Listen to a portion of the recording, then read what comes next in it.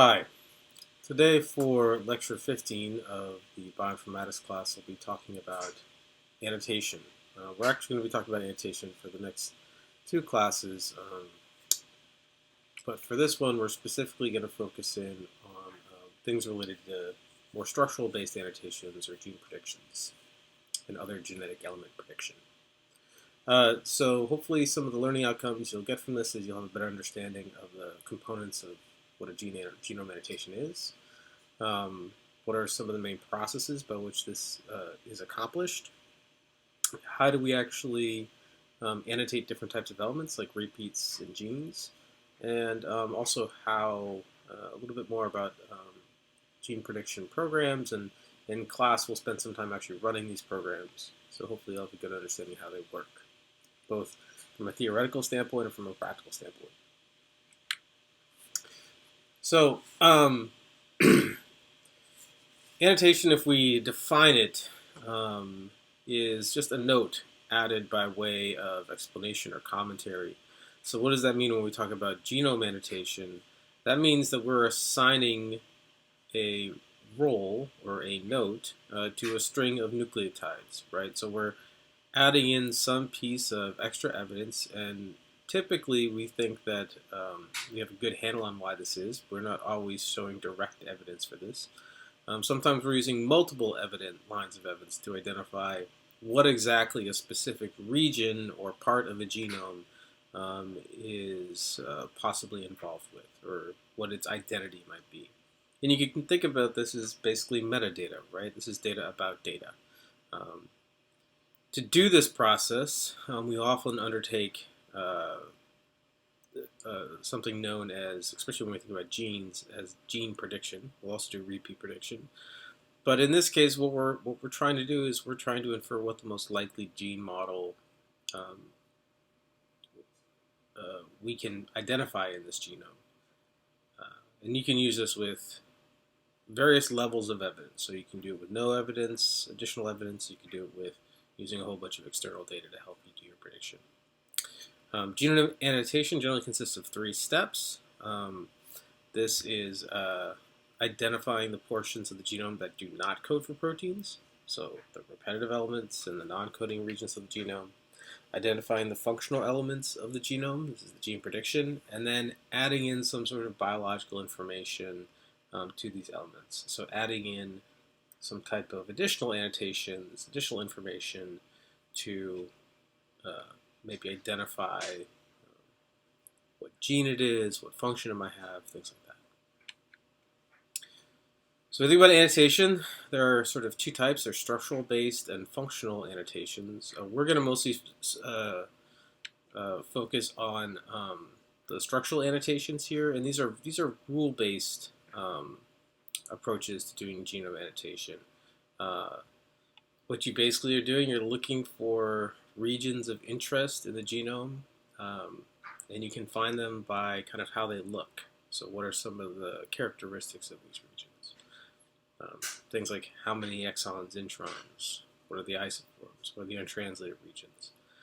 Functional annotation is a little bit different. We're looking more at trying to identify what regions actually do, so what do they code for.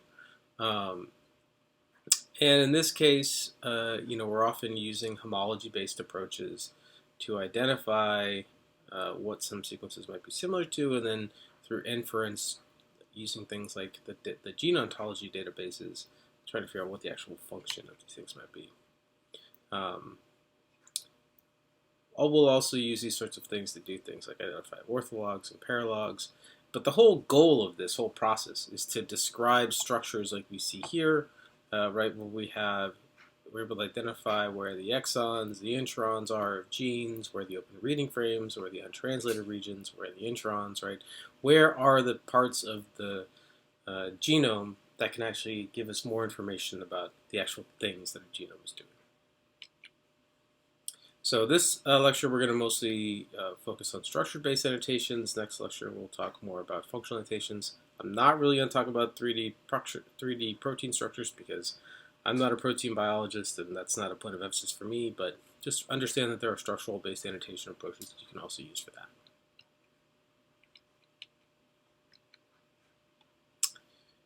So basically, what we're trying to do is go from this case, right, where we just have DNA sequence, to something that looks a little bit more like this. It's a little informative, right? Where we can think, oh, I have a region of the genome, and I can find where I can identify genes that are active. So regions of genomes where we would expect genes to be located, but also understanding that there's regions of the genome where there are not genes. We can do things like characterize these regions based upon things like GC content, um, or we can identify where we see evidence of, open reading frames as well to help us understand where we might predict there to be genes located. Um, from a practical standpoint, genome annotations are often uh, presented in an interval file format. So this is an example of one, a commonly used one called a GFF file format or gene feature file format. Um, and in this case, you've got about 9 columns. Each of these columns codes for a different thing, which sequence you're talking about, where did the source of information come from, what's the type of annotation you're talking about, is it an exon, intron, mRNA, etc. It's important here, we call it an interval file because it's identifying the interval on the sequence or the chromosome where we expect to find this feature. Sometimes there's a score, so you can rank, how good of a identification you've been able to find, and then there is some information on strand, whether or not you found the positive or the negative strand. And then usually in this last column, there's some other additional information that can help you better understand what the thing you're actually looking at here. So here you can see, like, this tells you, oh yeah, these are all the exons that are associated with this mRNA and this gene.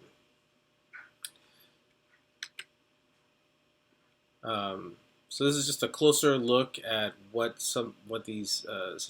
one of these systems might look like.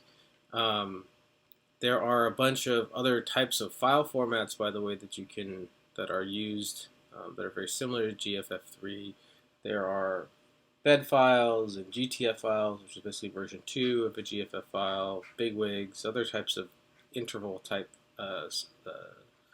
structured files that can provide information about kinds of entities we might expect to find on a chromosome. Why is this important? Well, say we're doing something like differential gene expression, right? We've got 2 different conditions. We're going to map reads to the genome. We want to see whether or not if there's differences in gene expression between these 2 different conditions.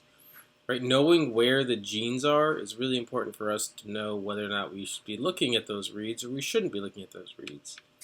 Especially if we had, say, like some other genes in the region, which is not uncommon. So if we have 2 genes where we have overlapping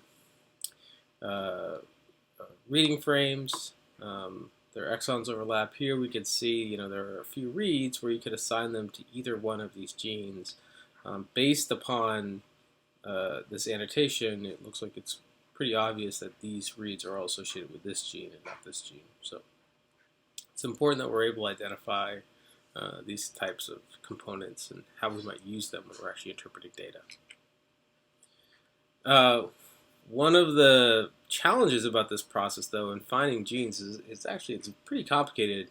So if you just take any sort of length of sequence, what you're going to find is that typically there's a lot of open reading frames. So when I say open reading frame, that means that I'm finding a segment of DNA in a larger sequence that could be translated into protein sequence. So you have a series of codons all in a row with no stop codons in between or in the middle of it, and it's actually going to effectively code for a protein sequence. And so it's very easy to find this kind of protein sequence in any sequence. This is looking at the 6 frames of one sequence. So this is starting at the first base, starting at the second base, starting at the third base of the positive strand. And this is starting at the last base, the second to last base, and the third to last base of the negative strand. So looking this way. And so this will show you, where you see evidence of protein coding sequence in these sequences. You notice there's a bunch of them.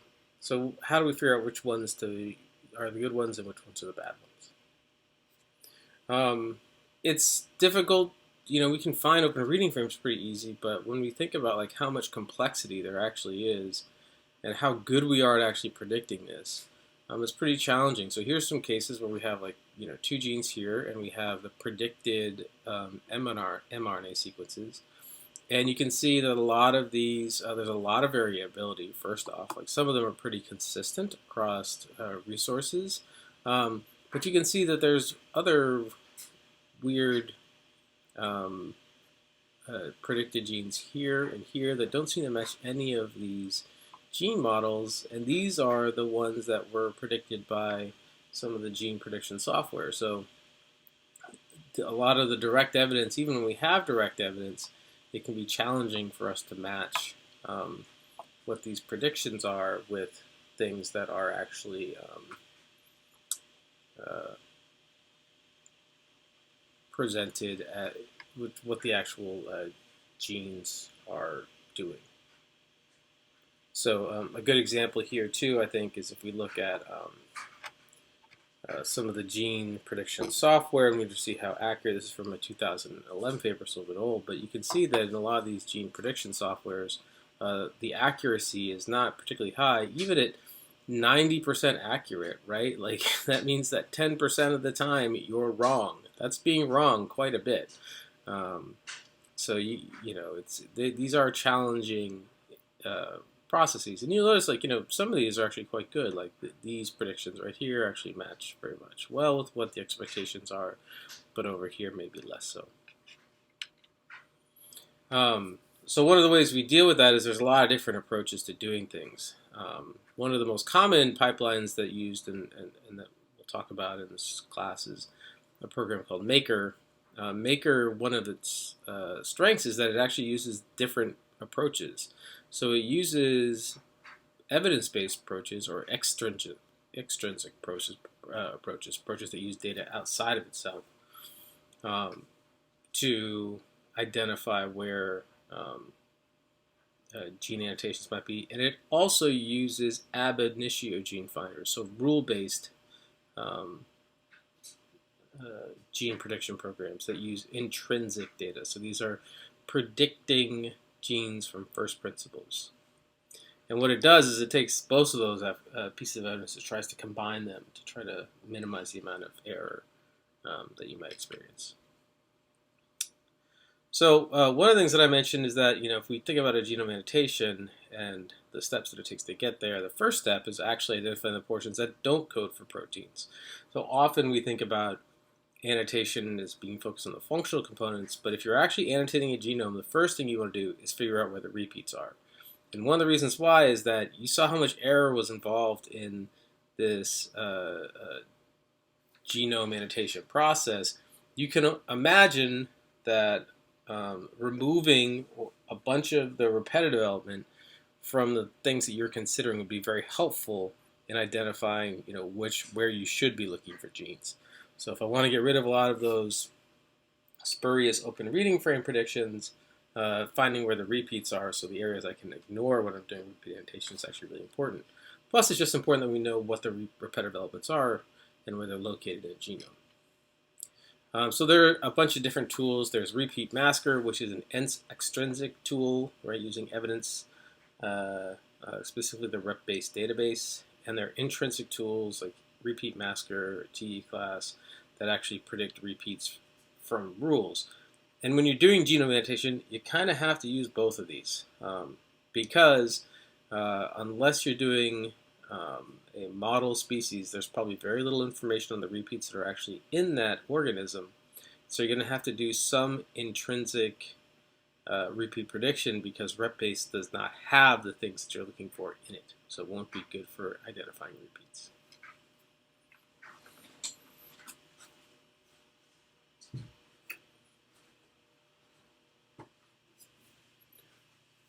So why is identifying repeats important? We've talked about this a little bit before, but repeats are biologically meaningful. That's the main thing, right? So they're drivers of evolution.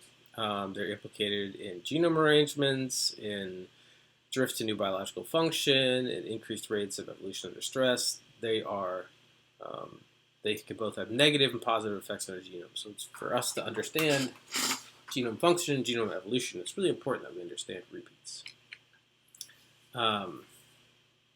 Repeat masking, as I said before, is a very important part in being able to identify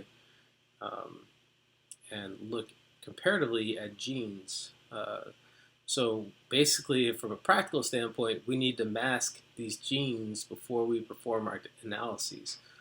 And there's this great quote by Webb Miller. Every time we compare two species that are close to each other than either is to humans, we get nearly killed by unmasked repeats. And this was communicated to a colleague of mine, not to me personally. So an example of this is, say I have these two genes, right, and I have these repeats that surround these genes.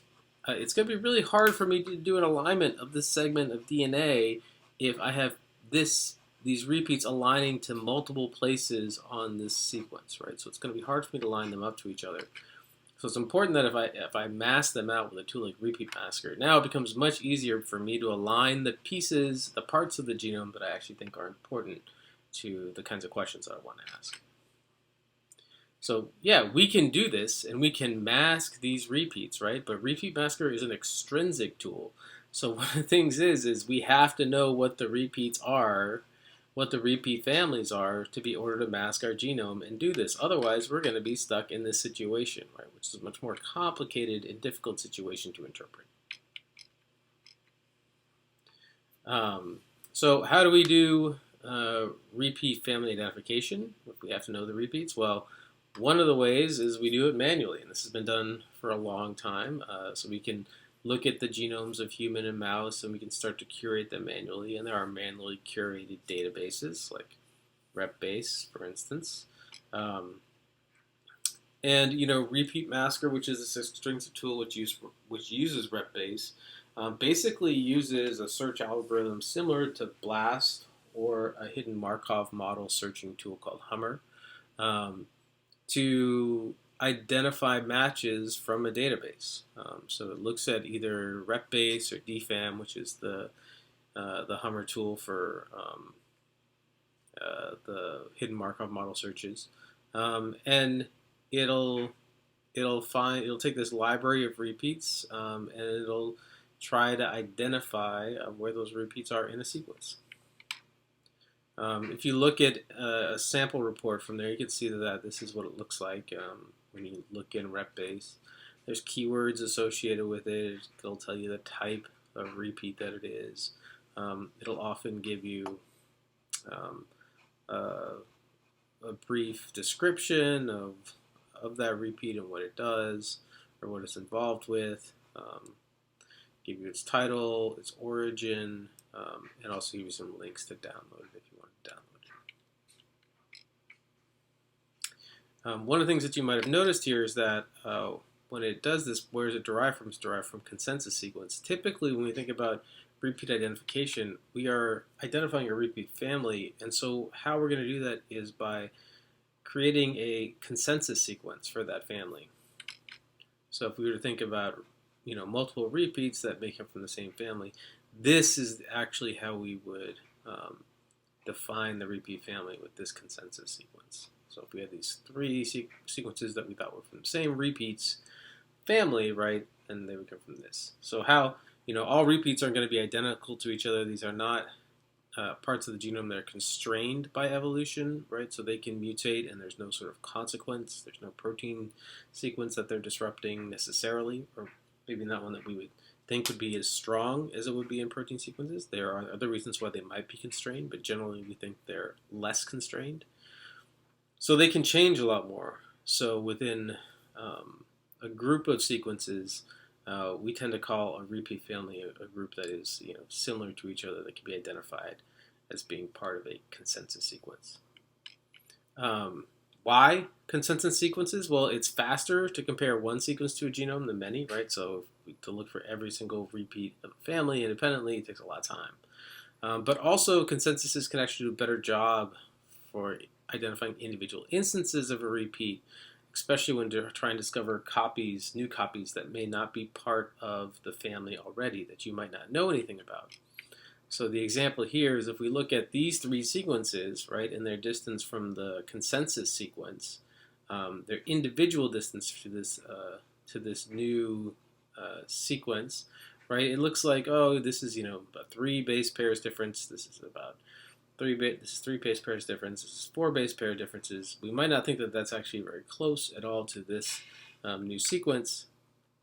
But if we were to generate a consensus sequence of those, we can notice that the consensus sequence is only a distance of 2.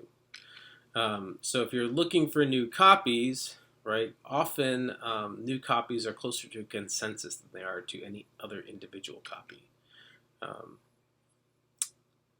There are many different types of repeats. We talked about this early in the semester. There's interspersed elements, alus, lines, retrotransposons, DNA transposons, those kinds of things. There are simple repeats.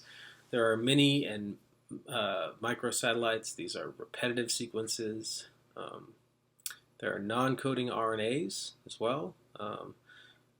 We could also, basically RNAs that don't code for protein sequences. There are also long non-coding RNAs that aren't listed here. And then there are often contaminants, so we might think of being repeats of libraries too. So some basics about how these tools work, especially the extrinsic ones. We think about repeat masker. It uses a BLAST-like tool to compare libraries to a query sequence. It's got a couple different options. There's crossmatch, WooBLAST, there's now RMBLAST, and there's also DFAM. Each one of those does their search slightly differently. Some of them are faster than others. And after you're done with the search, right, repeat masker will report back incomplete matches to the best of its ability. And you'll find that certain types of repeats are typically incomplete as well when you go look for them, but repeat masker is happy to report them back to you. So one of the problems is with these incomplete repeats is that if we think about how repeats actually are, they're often nested within each other. So repeat masker tries to detect this problem where, if you have here you have just one repeat, right? And as we go through time, because this is an area that's not constrained by evolution, you could have other repeats kind of build up around it, or this one get nested inside of another one, right? And over time, it might get nested inside of another one, right? And so what might have been an original repeat now has become fragmented and smaller. It's a smaller piece of a broader repeat family. To deal with that, repeat masker will actually try to detect the different components of this. There's a bunch of, this is not a perfect process by any means. So, which library? So, what is the actual reference sequence you choose to use to mask your genome has a big effect. So, for instance, in de novo genome sequencing, sometimes I have used the human repeat library to mask, say, horseshoe crabs, right? And if I do that, I only end up with 6% of the genome being identified as repetitive. Well, that's because all the repeats that are in horseshoe crabs are not in humans, right? So to mask those repeats, I actually have to predict them, and so I'll use another way to generate them, and then I'll be able to mask 40, 50, 60% of the genome. So you got to be careful about which library you pick. Make sure that it's correct for your target species. Some organisms that are commonly used have pre-selected libraries already prepared for them, but most don't. And you should understand that when you do that masking, you are often going to have incomplete masking, whether it's because something's just not in your database or there are other things that can drive it. Repeats can be highly diverged from each other, which means that they may not be easily identified. And also there's a process by which sometimes the ends can sometimes be broken off from the rest of the repeat. They get fragmented, and what you'll do is you'll look and you'll end up finding some piece of a sequence which will blast to some other gene or structure or something like that. And is this really a new feature, or is it just part of what this fragmented repeat was previously? So some things to think about. So there are a bunch of different ways of identifying repeat families. There's not just this one way, this extrinsic way.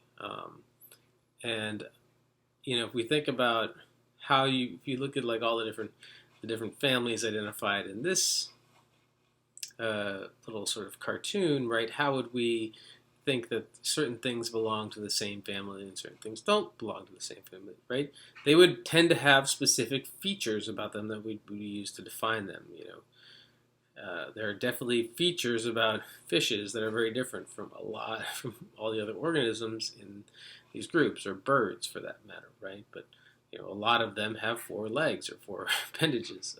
So there are characteristics that we can use to identify repeat families, consensus things. And so we can think about using a de novo tool like Repeat Modeler. And when I talk about a de novo repeat prediction tool, so de novo meaning of new, what's important is that, as I was going here and I was looking at these things, I was coming up with rules, right? I was coming up with, this one's got feathers, this one has scales, this one has, these ones all have 4 legs, like there are things that I can do to identify, which ones have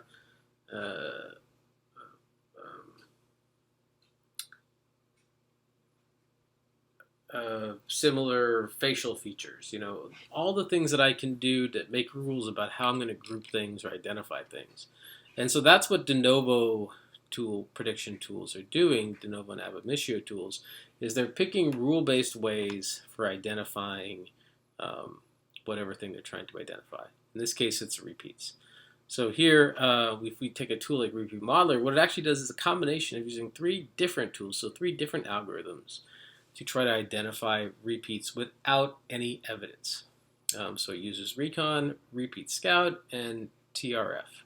And basically, tandem repeats are sort of taken out of the equation, but we're using Repeat Scout, which is good for finding highly conserved repetitive elements, and Recon, which is good for finding less highly conserved elements. It's a nice quote by Bao and Eddy here from a paper. It says, the problem of automated repeat sequence classification is inherently messy and ill-defined and does not appear amenable to a clean algorithmic attack, right? So that's why we're using multiple programs in this case. So if we think about, again, what is a repeat family? If a repeat family is a collection of similar sequences that appear many times in a genome, we can think of ALU elements. It's a good example of a repeat family. So these occur over 1 million times in the human genome. They make up a large portion of our repetitive elements. It's about a 22 base pair consensus sequence. And it's how we're able, not all member ALU elements are going to be 282 base pairs, but it's going to have a general consensus sequence that we'll be able to use it to identify that specific sequence, right? And there are consensus sequences of lots of other repeat families that we are going to find in our genomes. So is identifying these repeat families an easy problem?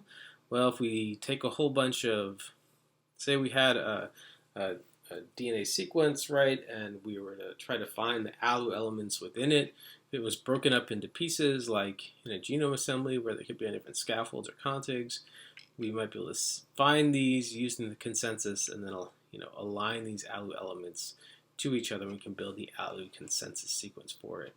Right, so this is a process by which we have to be able to identify these ALUs, these repetitive parts of these segments, line them up, and then create the family consensus sequence. Then we can use a tool like Repeat Massacre to try to identify where all these positions are in those sequences.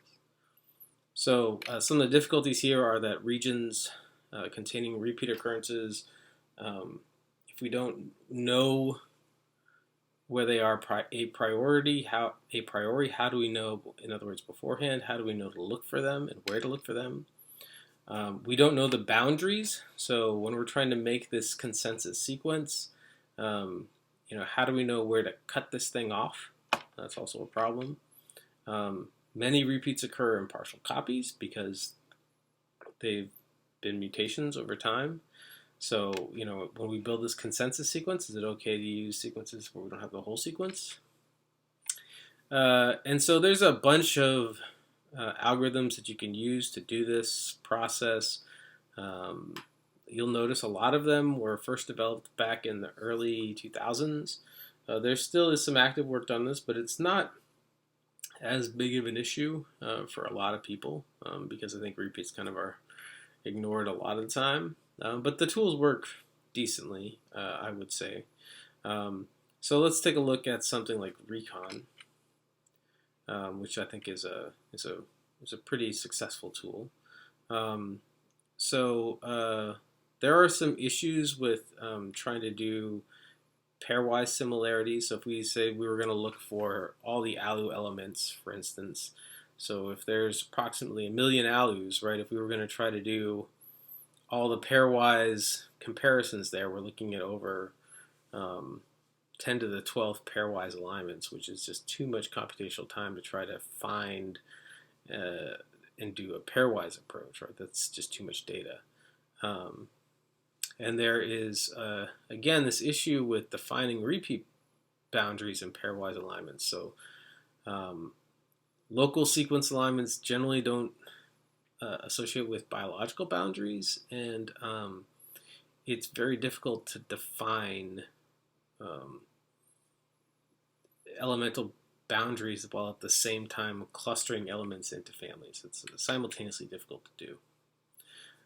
So Repeat Scout takes an interesting approach to this. It's one of the 2 tools used in Repeat Masker. And so here you could have a stretch of a genome where you have all of your repeats spread across it, and you can break those up into individual sequences with some flanking sequence, right? So you can kind of try to find where these repetitive regions are and then align them to each other. And when you do, what you'll see, we have different pieces of fragments. Some of them are more fragmented, some of them are more distant from each other than other pieces, right? But they're all considered to be part of the same family. So how do we build a consensus sequence from this? Well, what happens is we find the seed or the core of it, which is this Kamer seed, which is the same across all these sequences. So once we find that same sequence, then we start extending it in what's called a greedy fashion. It's a specific type of algorithm, one base pair at a time. So here we'll start extending it, and then you'll notice at some point we'll have a section where one of these sequences will not align very well. So it's a fragment of the whole family. So we'll just discard that one sequence once it stops aligning to the consensus, and we'll keep going, and we'll be able to maintain an alignment, and typically that alignment will depend on us keeping it above a certain score. And so what we'll do is we'll stop aligning once we get to a point where the sequences no longer really align to each other. And note that, like, if we were doing, instead of consensus, if we do multiple sequence alignment, consensus sequences here, if we were doing pairwise alignment, we would actually, in 2 of these cases, we would have kept going, where in a lot of these other ones we wouldn't. So it just goes to show you that pairwise alignment is a poor way to establish the boundaries of these families. And so first you do it to the right, then you do it to the left, and eventually you end up with what you could identify as the consensus sequence of the family based upon these results. So that is how we would look at identifying the portions that don't code for proteins. Next, we're going to talk about the parts that do code for proteins. And again, we're going to take the same kind of approach. There are both extrinsic and intrinsic tools, ones that use evidence and ones that don't. And then we can use a tool like Maker to actually combine those results into one. So we can use various types of evidence, protein evidence, RNA-seq evidence, homology, whatever it is. Or we can use first principles to sort of determine where we think we see genes in a genome of unknown function. So how do we do these gene predictions? Well, for things like protein coding sequences, they're the same kind of rules that you guys have been studying for a long time. where do we find open reading frames? Where are the stop codons? Where are the start codons? Like, what are the rules that we would associate with protein transcription and gene transcription and translation? And so there are rules specifically, the ones for not protein coding genes are pretty clear. For non-coding RNAs and for other regulatory elements, they'd be less so, but there are rules that do exist for some of these. If you're doing a good job with your computational gene predictions for a new species or an unknown sequence, genome sequence, you would do these predictions, and then you should, at some point, try to figure out what these things are based on some other evidence, right? So there are ways to confirm experimentally what you're looking at. And the reason why this is important is eukaryotic gene predictions have really high error rates. Before I showed you, they could have up to 10% error rate or more. So that's a pretty high rate of error.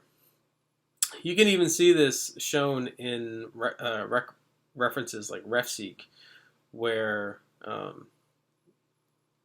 genes, proteins, and mRNAs that are experimentally confirmed are preceded by an N, whereas those that are just computational predictions are preceded by an X.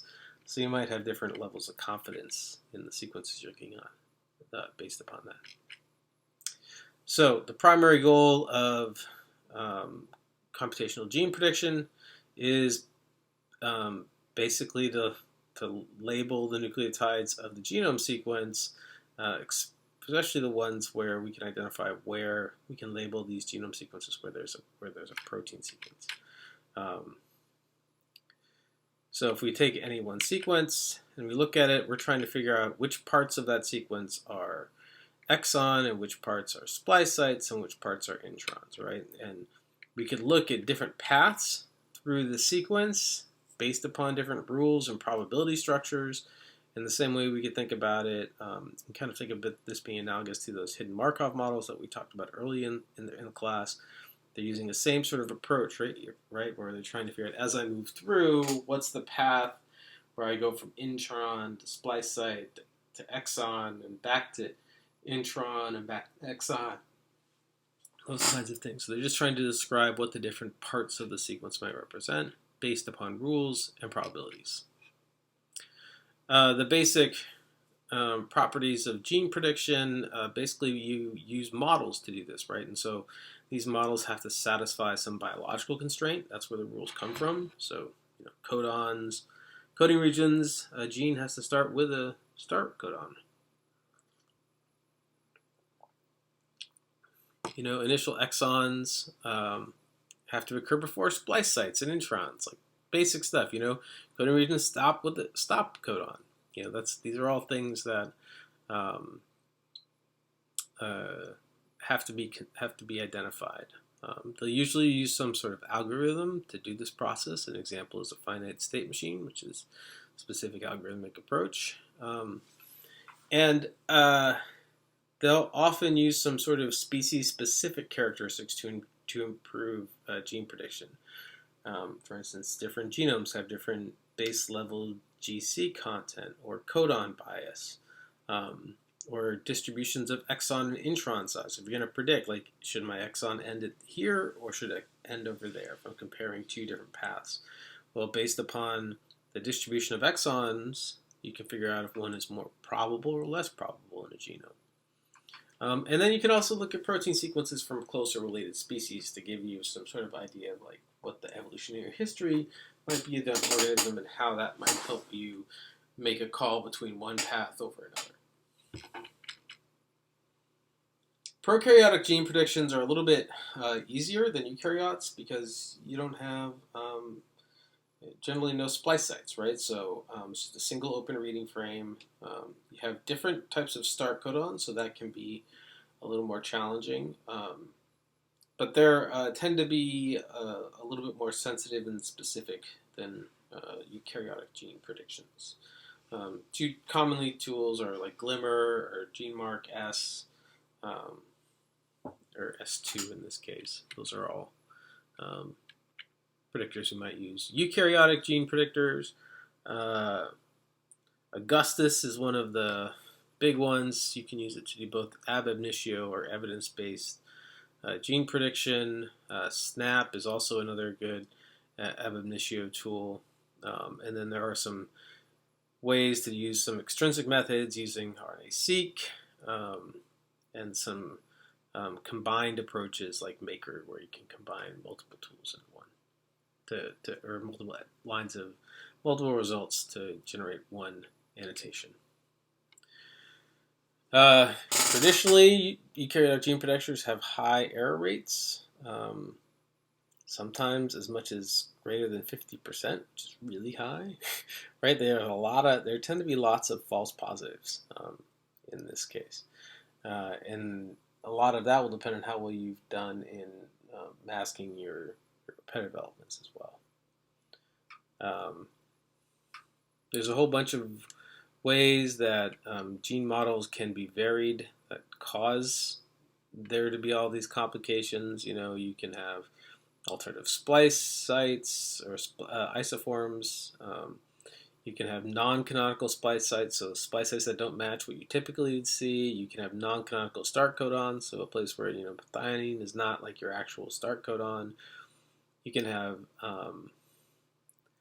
stop codons that are just read through for various reasons. You can have genes that are nested within each other. You can have pseudogenes, and you can even have genes that splice together from different parts of the chromosome, from different parts of the genome. So there's all these ways that gene models can be really complicated and can really complicate your gene prediction. So let's talk about gene prediction. Ab initio gene prediction it's one of these rule-based approaches. And so this is when you're going to be predicting genes based basically just on having DNA sequence alone. And you're going to search for protein coding signals, start codons, open reading frames, splice sites, things like that, stop codons. These are typically based on a probabilistic model, usually in HMM or in support vector machines, which is kind of like a machine learning approach. And a classic example of this is a program called GeneScan. And how this works, we've talked about hidden Markov models previously in this class. This is a type of supervised machine learning algorithm in this case.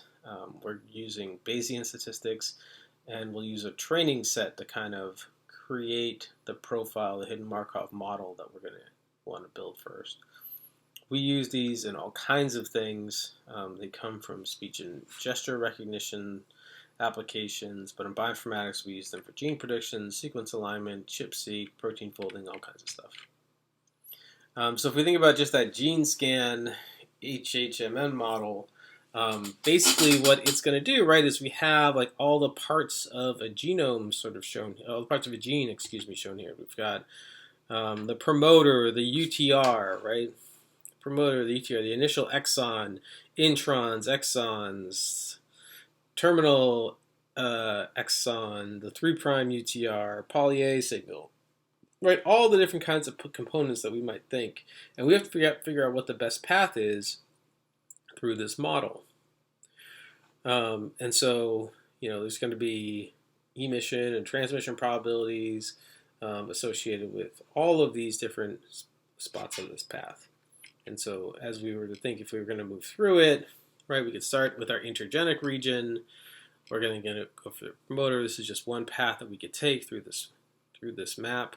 Could then go to our initial exon, introns, internal exon, go to another intron, the terminal exon, right? Then our 3' UTR, and then to our poly A signal, right? And that's like an example of a path, and that sort of path, right, ends up being described in this way. And what we can do is we can use the hidden Markov model to describe the probability of moving through a path like that, right? And we can sort of look across a DNA sequence, and as we move along this DNA sequence, we can be calculating the probabilities of whether or not I should move from one group on, whether or not I should move from promoter to 5' UTR to exon, right? And that's what's going to determine where I establish all these things. And we use sort of specific marks like start codons and stop codons and splice site models and things like that to predict where we would expect you to have transitions between these entities. Evidence-based gene predictions basically use sequence alignments to improve predictions. So either you're using either EST, cDNA, so RNA-seq or transcriptomics data, or proteins of closely related species to identify regions where we would have a much higher expectation of there being an exon in areas where you would expect to see introns. So if you can use this type of information, you can really improve how good you are at identifying exons. And that's what you see over here, cases where as we're able to include more of this information, we're able to improve our exon specificity.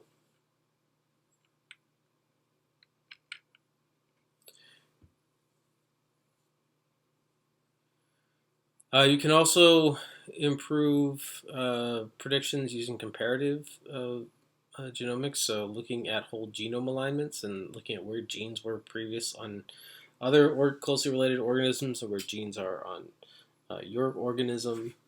So these programs like Contrast, when you look at these whole genome alignments, they can help improve gene prediction. Again, both you can see in this case, Contrast is helping both with exon specificity and exon sensitivity, and gene and sensitivity and specificity as well, as compared to a tool like GeneScan, which is only using that HHM model. And the kinds of evidence that they might use in these cases, again, are either going to be protein sequences, so known amino acid sequences from other organisms typically, or maybe assembled RNA-seq or downloaded ESTs.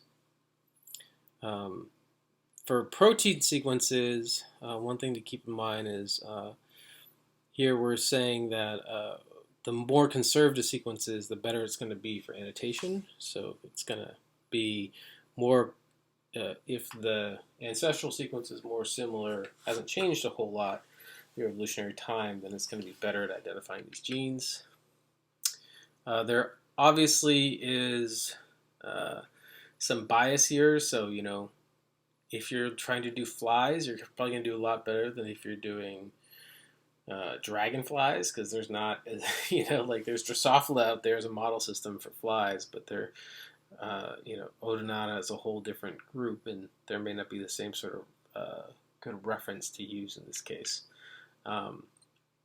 Proteins can often be incomplete when you do this. So they're going to depend on these protein alignments, but you get fragments on either ends of the proteins and these pairwise alignments that may not align very well. So your protein may look smaller than what you think it actually is. Usually how this happens is you'll align the proteins to the genome, and then based upon that alignment, you'll be able to identify the segments of the protein sequence that align to different positions on the genome. So again, you're aligning protein sequence here to DNA sequence. So you're going to have to translate it back from protein sequence to what might be a DNA alignment. RNA-seq works kind of how we expect it, right? When we're doing RNA-seq, right, the thing that we're looking at is mRNA sequence, typically, and so that would mean that when we generate this sequence, what we actually have to look is that these regions will represent, the exon structures that were originally in the genome. So there is some expectation that you will have reads that will span splice sites, right? That will span that. This, if you give a DNA sequencing read here, you're going to have to cut it in half, or in some way, so that part of it aligns here and part of it aligns there. But that's good. That actually can help you identify where these splice sites are. So if you can, I would always suggest including RNA-seq data in an annotation project, because it's a very powerful way of validating your your gene data by showing you genes that are truly expressed. Should be used from the same organism. If you use it from a different organism, there's going to be sequence bias based upon differences just in things like GC content and other components. Keep in mind that this is going to be very noisy because you're going to have alternative splice variants from different tissues, so you probably want to use information from more than one tissue to compensate for that, or more than one life stage. You can also have pre-mRNAs in the sample, which is complicated as well, right? Because then it would look like a transcript, but in fact, it's going to have the intron still in it. Usually you don't have those in high frequency, so it's not as bad, but it's still something to be aware of. I have here avoid gonads, but I'm pretty sure that the Vertebrate Genome Project now says do brain and gonads. So I would say, just make sure you're using a variety of different tissues. And again, keeping in mind that you're going to have reads that are going to map the splice sites, and you're going to have to break them up and make sure that when you map them, that you map them so that they can go to different parts of the genome. And so there are specific mapping tools that you would use for that process. And you can see when you align them, this is what the pileups look like, right? You can see cases where there are splice sites, right, where there are gaps in the middle of reads. So we can identify where, versus areas where there is no sequence, these would be intronic regions, right, where some of these other ones look like they're more like splice sites. So we can see the intergenic regions here. We can see the splice sites between introns, where the introns are, the exon, splice site, intron. Again here, exon, introns, we get a gap in these reads. Exon, intron. And notice here, there are some examples where we have some sequence in the middle. This might be from having a pre-mRNA sequence in our sequence, or an alternative splice variant. So it is possible that you will get reads that go into this segment.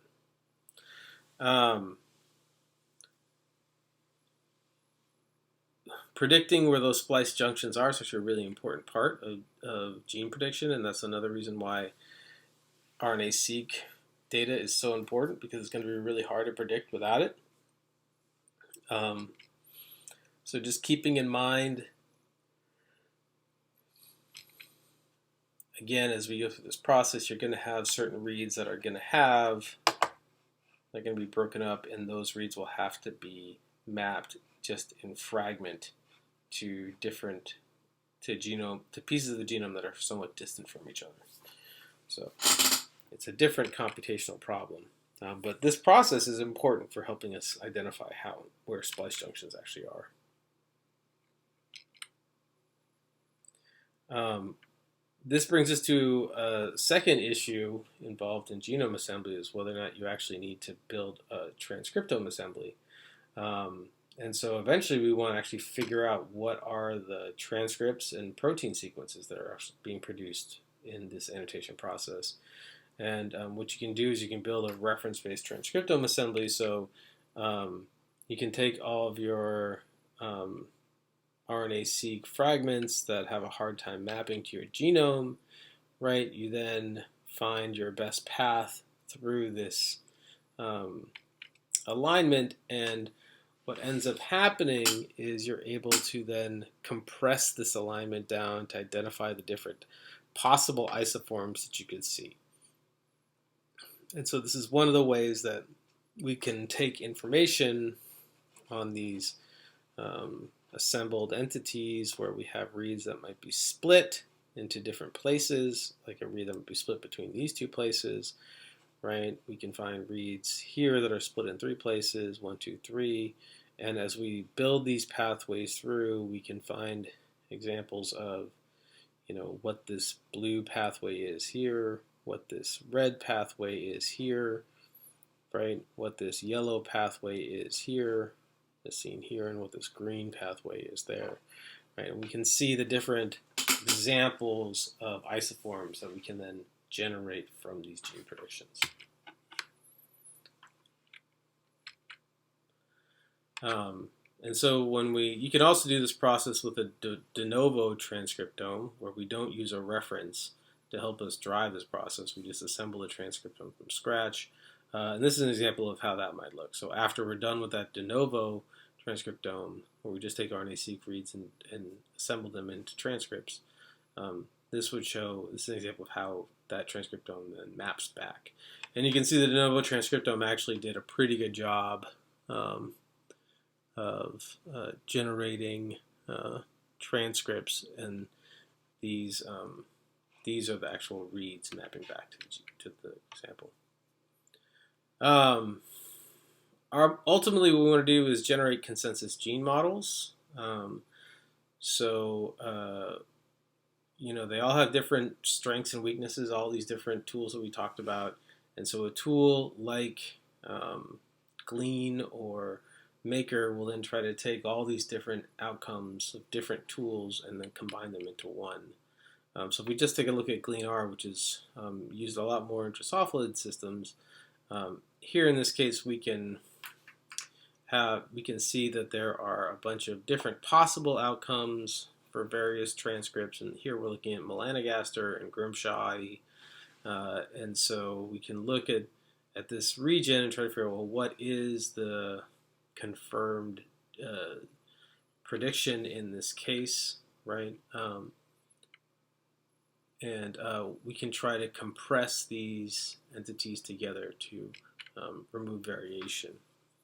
After we're done with this type of process, we can then further validate what we found by looking for biological evidence of our gene predictive model. And I'll go into this in more detail next time. But basically, this is one of the ways we can cross-validate our results. So we can, if you look at the Gnomon NCBI line, for instance, like it's going to go through all these different parts. This is mostly an evidence-based process, right? This is like identifying genes based upon other genes that already exist. There's not going to be as much of the gene prediction components as some of the other pipelines. And if we're looking at, say, maybe 50 to 60% sensitivity and specificities in other processes, and just the rule-based approaches alone, the evidence-based approaches are also pretty good, about 70% sensitivity and specificity. However, we could also say that's 30% that they're missing. So it's not like just any one approach is the answer to all this stuff.